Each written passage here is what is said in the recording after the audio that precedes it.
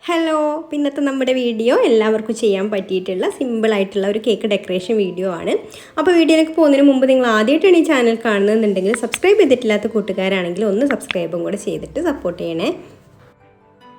അപ്പോൾ അതാ നമ്മുടെ ഈ ഒരു നോസിൽ വെച്ചിട്ടാണ് ഇന്നത്തെ നമ്മുടെ ഡെക്കറേഷൻ ചെയ്യുന്നത്. അപ്പോൾ ഈ ഒരു നോസിലിൻ്റെ പ്രത്യേകത നോക്കൂ, ലീഫ് നോസിലിൻ്റെ ആ ഒരു നോസിലിനോട് ഏകദേശം സാമ്യമുള്ള ഒരു നോസിലാണ്. എന്നാൽ ഇത് ലീഫ് നോസിലല്ല, പക്ഷേ ലീഫും ഇതുകൊണ്ട് ചെയ്യാം കേട്ടോ. അതുപോലെ തന്നെ നമ്മൾ ഫ്ലവർ പെറ്റൽസ് വരയ്ക്കുന്ന ആ ഒരു നോസിലിനോടും സാമ്യമുള്ള ഒരു നോസിലാണ്. എന്നാൽ പെറ്റൽസിൻ്റെ ആ ഒരു നോസിലിൻ്റെ ചെരിവൊന്നുമില്ല, പക്ഷേ നമുക്കിതുകൊണ്ടും നല്ല അടിപൊളിയായിട്ടുള്ള ഫ്ലവർ തന്നെ ചെയ്തെടുക്കാൻ പറ്റും. അപ്പോൾ ഫ്ലവർ നെയിൽ നമ്മൾ ഏത് ഫ്ലവർ ചെയ്ത് കൊടുക്കുകയാണെന്നെങ്കിലും ആദ്യം ഒരു ബേസ് കൊടുക്കണം കേട്ടോ, ഇതുപോലെ. എന്നാലേ ഉള്ളൂ നമുക്കത് കേക്കിൻ്റെ മുകളിലേക്ക് ഈസി ആയിട്ട് എടുത്ത് വെക്കാൻ പറ്റുള്ളൂ. അപ്പോൾ ഞാനിതാ ഇതുപോലെ ഒരു ബേസ് കൊടുത്തിട്ടുണ്ട്. എന്നിട്ട് നമുക്കിതാ ഇതുപോലെ പെറ്റൽസ് വരച്ച് കൊടുക്കാം.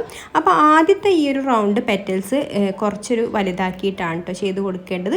അപ്പോൾ അതിനനുസരിച്ചിട്ടുള്ള ബേസ് നമ്മൾ കൊടുക്കണം. ആ ഒരു ബേസിൻ്റെ മുകളിലായിട്ട് ഒതുങ്ങി നിൽക്കുന്ന രീതിയിലാണ് ഈ ഒരു പെറ്റൽസ് കൊടുത്തിട്ടുള്ളത്. ഇനി നമുക്ക് ഇതിൻ്റെ ഉള്ളിലായിട്ട് ഇതിൻ്റെ ചെറിയ പെറ്റൽസ് കൊടുക്കാം.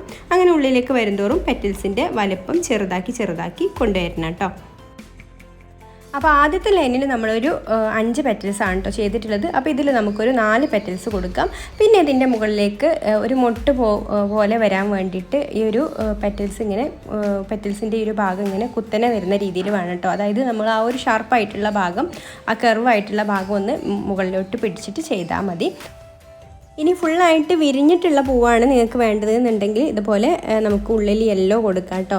ജസ്റ്റ് ഞാനൊരു എഴുതുന്ന നോസിലിട്ട് കൊടുത്തിട്ടുണ്ട് ഒരു പൈപ്പിംഗ് ബാഗിൻ്റെ ഉള്ളിൽ, അല്ലെങ്കിൽ പൈപ്പിംഗ് ബാഗിൻ്റെ അറ്റൊന്ന് ചെറുതായിട്ട് കട്ട് ചെയ്ത് കൊടുത്താൽ മതി. എന്നിട്ട് ജസ്റ്റ് പ്രസ് ചെയ്തിട്ട് ഇതുപോലെ ഒന്ന് വലിച്ചു കൊടുത്താൽ മതി. അപ്പോൾ നമുക്ക് നന്നായിട്ട് വിരിഞ്ഞിട്ടുള്ള ആ ഒരു ഫ്ലവറിൻ്റെ ഉള്ളിൽ ഉള്ള യെല്ലോ കളർ പോലെ തോന്നിക്കാൻ വേണ്ടിയിട്ടാണ് കേട്ടോ ഇങ്ങനെ ചെയ്തിട്ടുള്ളത്. ഇനി നമുക്കിത് എടുത്തിട്ട് കേക്കിൻ്റെ മുകളിലേക്ക് വെച്ച് കൊടുക്കാം.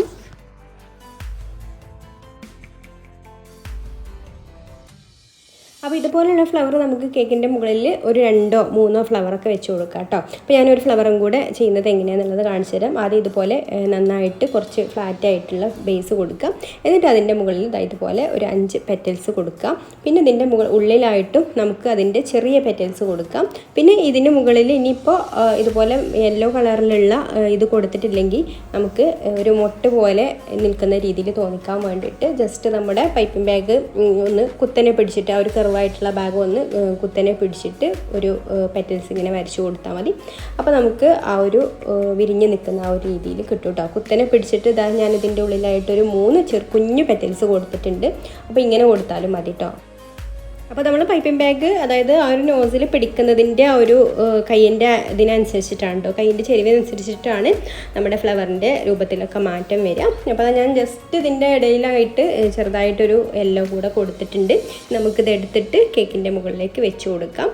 അപ്പോൾ ഇന്നത്തെ ഈ ഒരു ഡെക്കറേഷന് നിങ്ങൾക്ക് ഇഷ്ടമായിട്ടുണ്ടെങ്കിൽ ഒന്ന് ലൈക്ക് ചെയ്യാൻ മറക്കരുത്. ഇഷ്ടപ്പെട്ടിട്ടില്ലെങ്കിൽ തീർച്ചയായിട്ടും ഡിസ്ലൈക്കും ചെയ്യാം. അതുപോലെ തന്നെ നിങ്ങളുടെ അഭിപ്രായങ്ങൾ കമൻറ്റ് ചെയ്യാം.